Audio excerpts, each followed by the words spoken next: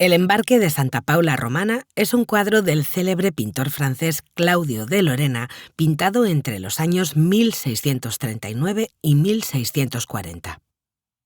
Esta obra forma parte de la corriente del clasicismo italiano, en el que predomina la búsqueda de la realidad idealizada, la armonía, la iluminación y la organización del espacio.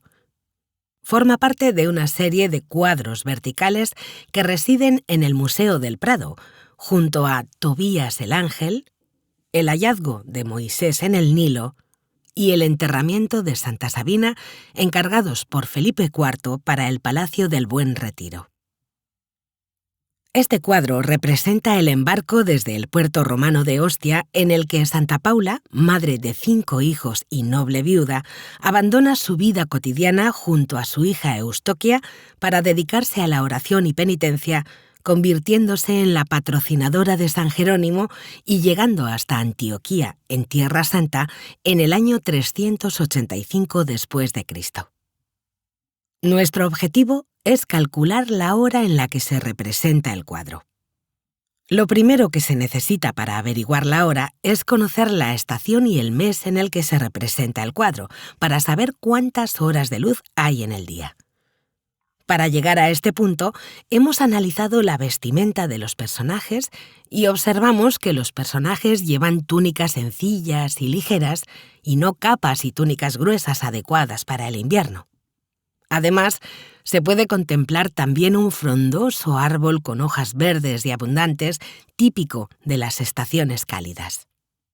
Los romanos solían viajar en esa época del año, ya que las condiciones climáticas eran favorables para la navegación, además de que la duración de la luz solar era mayor. Por lo tanto, hemos elegido el mes de septiembre para nuestros cálculos. Para calcular la hora en la que se produce la partida de Santa Paula del puerto de Ostia, hemos empleado la trigonometría. En primer lugar, hemos calculado las horas de sol que hay en un día de septiembre cercano al equinoccio, donde el número de horas de sol es aproximadamente 12, y considerado los 2 días al año en el que el sol sale del este y se pone por el oeste haciendo un ángulo de 180 grados. Cada grado corresponde a 4 minutos y, por tanto, cada minuto corresponde a 0,25 grados. De esta forma, si sabemos la posición del Sol en el cuadro, seremos capaces de determinar la hora del día en el que se produce el embarque.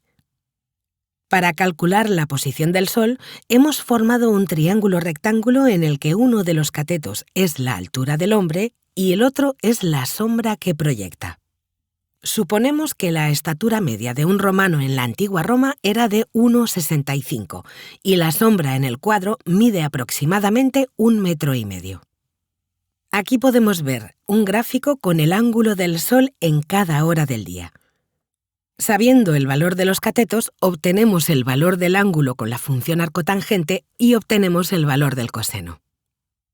Una vez obtenido el valor del ángulo, hacemos la equivalencia en minutos y se lo sumamos a la hora del amanecer en un día de septiembre, las 6 de la mañana. Hemos dado múltiples valores a la sombra del hombre y hemos obtenido diferentes horas en las que se produce la escena en función de dicho valor de la sombra. Conclusión. Los romanos iniciaban la navegación con la primera luz del día para aprovechar las máximas horas de luz posible, comenzando generalmente al amanecer. Esto se debe a que la visibilidad era esencial para evitar peligros, como rocas o bancos de arena, para poder orientarse correctamente y para facilitar el avistamiento de otras naves y puertos. En el cuadro se ven diferentes embarcaciones con las cuales están iniciando la jornada. Por lo tanto, la escena de la despedida debería ser entre las 6 y 7 de la mañana, aproximadamente la hora del amanecer. Pero para que fuese esa hora, según nuestros cálculos, la sombra mediría más de 6 metros, cosa que no ocurre teniendo en cuenta la sombra de la persona seleccionada. Dicho de otra manera, observando el cuadro y comparando la altura de la persona con la sombra, se puede apreciar que son muy similares, incluso que la sombra es más pequeña. Considerando que el valor aproximado de la sombra que se observa en el cuadro es de 1,5 metros, la hora del día serían las 9:11 de la mañana, cosa que no es compatible con la hora de inicio de la navegación de los barcos romanos y la posición del sol.